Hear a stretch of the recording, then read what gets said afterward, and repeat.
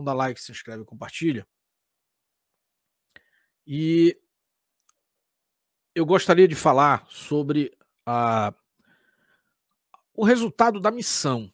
Tem muita coisa que aconteceu na missão Brasil-Rússia. Eu vou pedir para você dar like, se inscrever e compartilhar, mas eu gostaria de estar atento a um item específico. Esse foi o item que me chamou mais atenção, importância, e é a pauta da qual eu faço parte dentro dos conselhos que normalmente eu participo. São duas as pautas que as autoridades, não sou eu não, tá, pessoal? As autoridades que me convidam me consideram com algum grau de expertise para poder trabalhar isso. Uma são as questões da Amazônia, entre a relação do Brasil e a Rússia. Esse é um ponto. Tá? E a segunda questão é a questão da própria defesa. Aliás, a defesa viria até em primeiro lugar. Para se ter uma ideia, eu como membro, inclusive, de alguns conselhos de defesa, inclusive dos conselhos de alto nível governamental entre os dois países, a gente sempre batalhou esse tópico. Por exemplo, agora apareceu uma série de empresas, inclusive com muito cacife, que inclusive conseguiram estar lá pessoalmente na Rússia. Mas durante anos eu fui, inclusive sozinho, como único representante do setor da defesa, à Rússia. Acredite nisso. Aliás, quando muito, encontrava o meu amigo Brigadeiro Romão, foi o responsável por trazer os Mi-35, o sistema IGLA, para cá para o Brasil. Quando muito. Normalmente, era uma voz solitária. Minto, a época ali do auge, quando a Odebrecht Defesa adquiriu a Mectron para fabricar os mísseis, né? Eles começaram também a ter interesse lá com os russos.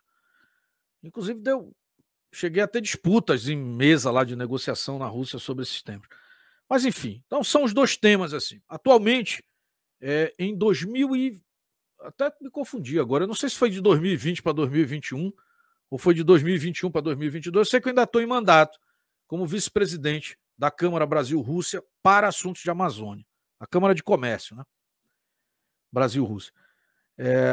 E aí me chamou muita atenção a fala do presidente Bolsonaro. Esse, para mim, é a maior conquista, o maior resultado que nós obtivemos. Tá? E eu vou traçar aqui, foram dois objetivos que foram alcançados. O Brasil levou, naquele contexto 2+2, para negociar pela primeira vez uma comissão de alto nível envolvendo o próprio ministro da Defesa, que é militar de carreira, que é o general Braga Neto, em conjunto com o Ministério das Relações Exteriores. Eu tenho live aqui, inclusive na área de membros, sobre essas duas carreiras de Estado. Militares e Relações Exteriores são duas carreiras de Estado. E as duas têm currículos diferentes, têm interesses e objetivos diferentes. Isso atrasa muito o Brasil. Tá?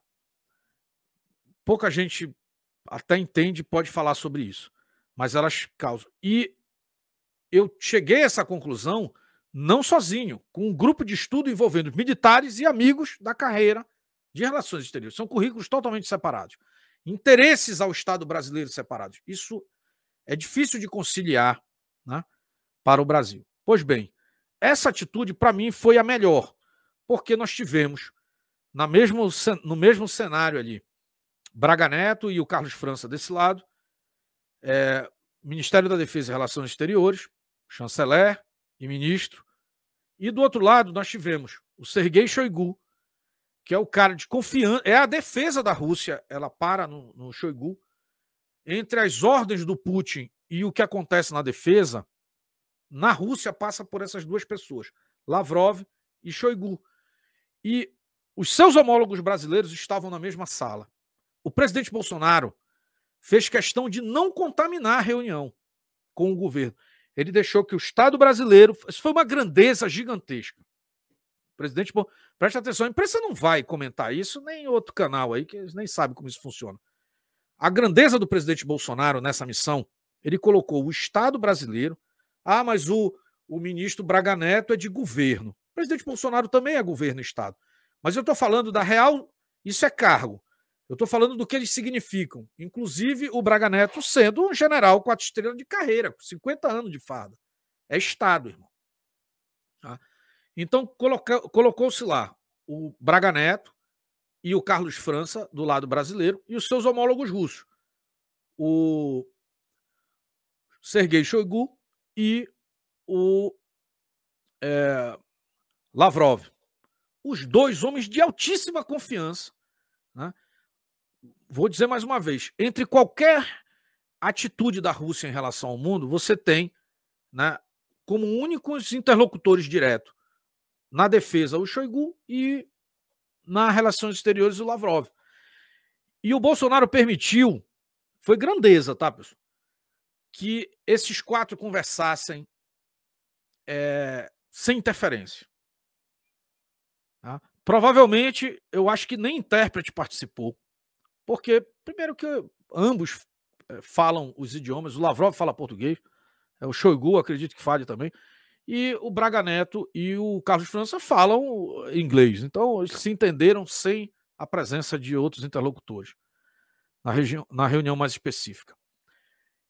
Mas o resultado dessa conversa, eu ainda vou falar sobre isso, eu tenho que fazer uma live só para isso, sobre a questão que foi tocada, inclusive pelo Lavrov. Eu assisti ao vivo, isso foi, sei lá, 5 horas da manhã, falando sobre a importância do Brasil ser signatário de alguns tratados, inclusive, que eu rechaço totalmente, que é o TNP. Mas eu entendo o objetivo que teve na missão, especificamente. Porque a Rússia se declarou pública, isso é muito caro, publicamente, apoiadora do Brasil para o Conselho de Segurança da ONU. Se nós pararmos para pensar que os 3 maiores concorrentes para novas vagas são Índia, Brasil, esqueci agora o terceiro, e Japão, e que a Índia tem grandes parcerias comerciais com a Rússia, é muito arriscado, inclusive, para o Putin fazer essa declaração. E ele fez. Lavrov também fez. O que significa isso para nós? Dentro das nossas questões de soberania, vocês vão lembrar que nós tratamos aqui que seria importantíssimo que o presidente Bolsonaro fosse essa missão para estabelecer com a Rússia a nossa hegemonia na América Latina, visto que a Rússia e a China, inclusive, já detêm relações comerciais com a Venezuela e com a Argentina muito mais avançadas do que conosco. Essa declaração garantiu, no meu ponto de vista, pelo menos na retórica política, é óbvio que a gente precisa desenrolar isso depois, um reconhecimento do Putin, do governo russo, como o Brasil sendo prioritário para a relação na América Latina. Isso foi importantíssimo para nós, porque isso pode gerar uma garantia de uma estabilidade regional para nós. O Brasil não é signatário de expansão territorial, inclusive no nosso continente. Nós somos a favor da manutenção das fronteiras já conquistadas e do respeito às fronteiras dos nossos vizinhos. Mas nós estamos sob ataque de guerra híbrida já há alguns anos, há décadas, principalmente dos Estados Unidos e da Europa, que de tempos em tempos ressuscitam questões envolvendo terras brasileiras na Amazônia, que são terras cuja riqueza do subsolo, né, contém aí minerais de terras raras, a sobrevivência do nosso agronegócio e até minerais diversos, inclusive ouro e diamante e até petróleo. Então, se nós não tivermos estabelecido uma parceria para ser o contraponto, se nós tivermos no futuro, sob qualquer pretexto, inclusive envolvendo proxies, né, que fossem pleiteados no nosso território, nós não teríamos ninguém para rebater isso. Então, me parece que foi muito importante nesse sentido. É um assunto que eu entendo, eu não trago essas informações sensíveis aqui. Alguma coisa eu ainda falo lá na área de membros, mas eu gostaria de dizer que esse é o resultado positivo. Então, a gente está pensando no S-400, né? Olha, quando a gente chegar no ponto de ter que usar um S-400 é porque a guerra já foi conflagrada e provavelmente a gente já perdeu diante do cenário atual. Tá? Então, ter esse tipo de apoio, inclusive com um porrete nuclear terceirizado, importante. Com assento permanente, como é o caso da Rússia, importante. Dos 5 assentos permanentes, os países do Ocidente não são nossos aliados. Nem Estados Unidos, nem França, tá? Nem Reino Unido. Eles jogam o mesmo jogo. Se eles tiverem... Quem mais nos ataca a nível de Amazônia? A França. Quem detém alianças formais e militares com os Estados Unidos e Reino Unido? A França. Você tem alguma dúvida? Liga lá para o pessoal da Argentina e pergunta como aconteceu o apoio durante o conflito Malvinas ou Falklands, como você quiser chamar. Então, nós só tínhamos 2 players, Rússia e China. A China, me desculpe, eu acho que a China está num processo de expansão mundial do qual fica difícil, eles têm os próprios interesses e na região eles estão considerando, não vão considerar como prioridade o Brasil. Mesmo que parceiro comercial, não para apoiar, talvez para usurpar. Minha opinião, tá, pessoal? Pode ser, tá aberto aqui que algum diplomata chinês me convença do contrário. Não é esse pessoal que fica puxando o saco de China, não. Isso aí é papo furado. Eu tenho que falar porque eu sei identificar isso na conversa. Agora, do ponto de vista russo, eu entendo quais são os objetivos. Entendo porque já conheço há muito tempo. Então, eu acredito que essas são as conquistas verdadeiras que nós tivemos nessa demanda. O presidente Bolsonaro entendeu isso, chancelou isso e saiu coroado com esse resultado. Agora, não se iludam. Vai ter ou não conflito, o presidente evitou a Terceira Guerra Mundial. Isso é outra coisa, tá? Isso é muito bacana como meme. Tá? E agora, o que deve ser reconhecido é o fato do presidente Bolsonaro ter ido lá, ter sido recebido com o respeito necessário e ter conquistado, vamos dizer, as alianças necessárias para a manutenção da soberania brasileira. Essa é a minha leitura, tá?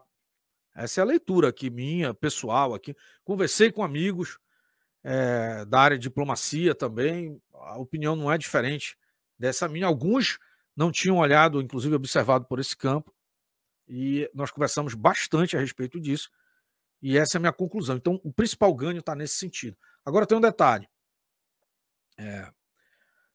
Apesar de estar ventilado ali o posicionamento do Brasil em respeitar a não expansão nuclear, eu não tenho acesso a esse documento ainda, eu quero ver esse documento, tá? Mas se eu estivesse lá, e eu acredito que tinha gente até mais capacitada do que eu, pelo menos eu espero que tenha, né?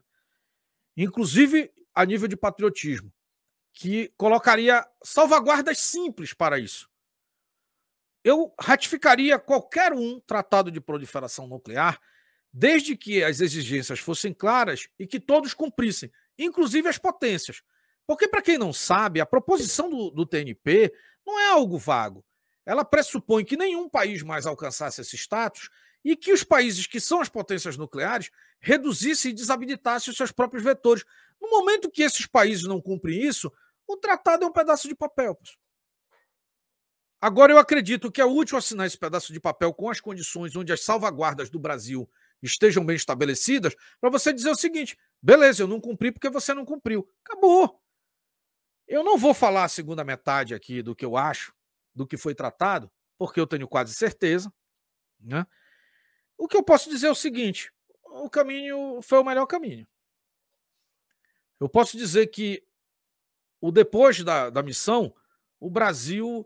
Isso, inclusive, inquietou o Ocidente, porque o Brasil ganhou um certo grau de autonomia, não é gratuito, nós vamos sofrer um pouquinho por isso, mas em compensação, se for bem administrado, o caminho nosso é do reconhecimento do Brasil como potência, um pouquinho mais lá na frente, tá? Agora nós vamos ter que resolver nossas questões internas, que é o próximo assunto. Esse aí está mais difícil do que a questão geopolítica. Eu acredito que a gente matou essa charada. Agora, eu queria colocar algumas coisas aqui que corroboram isso. Ontem eu trouxe algumas informações que hoje eu até fiquei feliz. Eu vi até pessoal de Jovem Pan reconhecendo esses mesmos símbolos e tal. E como eu adiantei, são critérios nossos, né? Mas esses símbolos de distanciamento, não só de distanciamento, mas principalmente os símbolos, né, de oposição, né? Você vê aqui, ó, nitidamente a Rússia de um lado e a União Europeia e a França do outro, né? Você vê o mesmo símbolo na Alemanha, ó. Vou trazer novamente, porque eu vi, teve muita gente que usou, pena que eles não deram crédito, né? Teve gente que usou até minha live aqui. Você vê aqui nitidamente a Rússia de um lado, a Alemanha e a União Europeia aqui do outro, você está vendo, intercalado? E você nota a diferença de você ter aqui Brasil e Rússia intercalados em sinal de união, você está vendo? Olha aqui a bandeira: Rússia, Brasil, Rússia, Brasil, Rússia, Brasil, Rússia, Brasil. e os presidentes em posição totalmente de união. O que significa isso? O presidente Putin tem atrás dele a bandeira do Brasil e o presidente Bolsonaro tem atrás dele a bandeira da Rússia. São símbolos, são gestos, são símbolos diplomáticos, e nós trouxemos isso aqui antes. Isso é uma questão importante a ser colocada, né? E dentro do resultado, eu já explanei aqui qual foi o resultado, e tem questões simbólicas, que eu já tive a oportunidade de estar presente ali em algumas missões, inclusive em mesmo ambiente. Não sou amigo do Putin, tá, pessoal? Se tiver a oportunidade de apertar a mão uma única vez, não aperta a mão de todo mundo, não. Tá? Tem um amigo que eu quero trazer aqui, esse sim é amigo pessoal do Putin, nós vamos trazer aqui ele. Conhece há 30 anos. Tá? E é o presidente da Câmara Brasil-Rússia. Mas vamos lá. Mas posso colocar aqui, por exemplo, essa cena. Procura aí na internet onde o Putin recebe, quantos líderes mundiais o Putin recebeu assim, ó.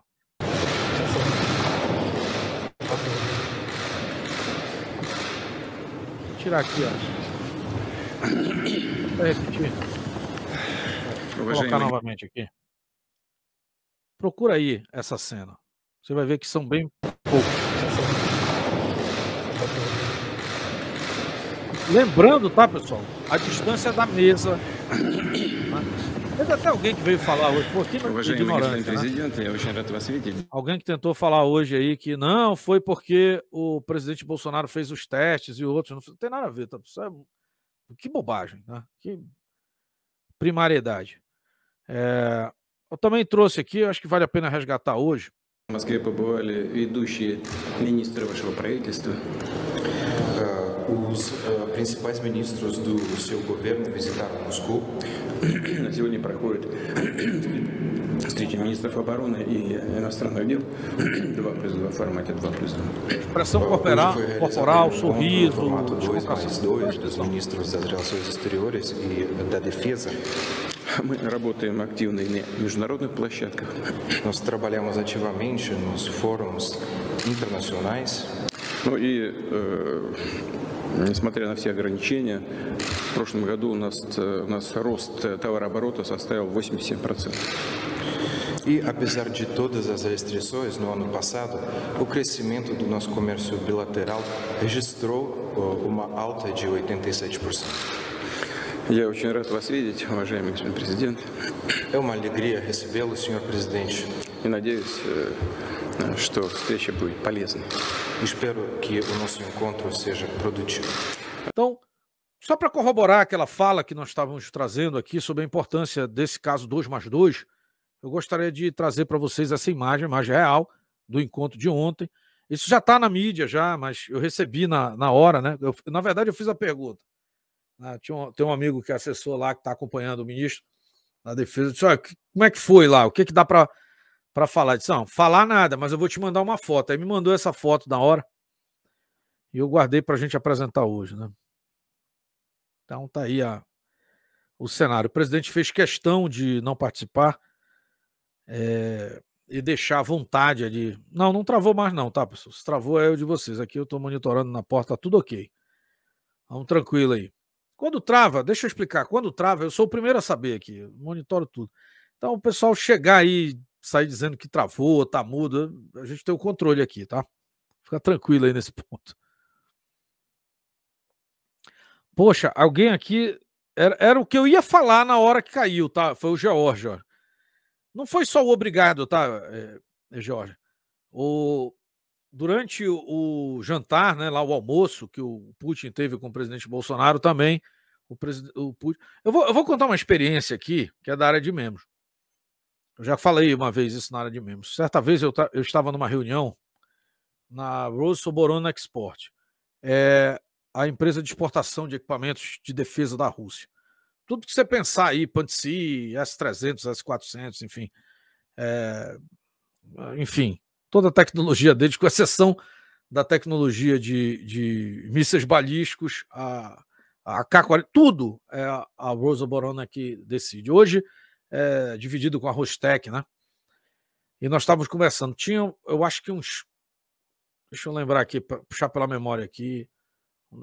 Umas 6 pessoas do lado russo, do meu lado. Eu levei cônsul daqui por minha conta para ser de interno, para a gente ter algum tipo de atenção lá. Fizemos um dever de casa bem feito. E estávamos numa discussão. Não vou entrar nos detalhes da discussão, até que a coisa fugiu um pouco de controle. Tinha eu acho que era o CEO da Rosa Bonano Export, que era o... Quero falar Nicolai, mas não é Nicolai. Vou lembrar aqui o nome dele daqui a pouco. E estávamos conversando muito e começou uma discussão, de repente estavam falando em russo entre eles, a coisa esquentou um pouquinho. E eu comecei a conversar com um intérprete que estava comigo, que era um diplomata, e eu disse, o que está vendo aí, né? Estou até preocupado aqui, se não colocar a gente para correr daqui. Aí disse, não, eles estão discutindo entre eles lá, não é conosco, né? E estava chefiando a missão, nós estávamos, eu acredito que eu estava mais de 3 horas falando ali, naquela discussão de assuntos, sempre é cansativo, porque você fala para o intérprete traduz, eles falam de lá, traduz de novo, é bastante cansativo isso. E já estávamos há 3 horas ali conversando, pelo menos. A dona Camila Patriota estava secretariando essa reunião, inclusive. E aí, de repente, teve essa discussão e eu fiquei muito desconfortável. Eu disse, então bora romper aqui, que eu não sou palhaço aqui. O que era o CEO começou a falar em português. Ele disse, não, se preocupe. Nós estamos vendo aqui, tem um dos amigos aqui que diverge da nossa opinião. Eu vou pedir para ele ser... Ele mandou o assistente dele se retirar da sala. E aí todo mundo começou a falar em português conosco. Todos eles entendiam tudo que a gente estava falando ali.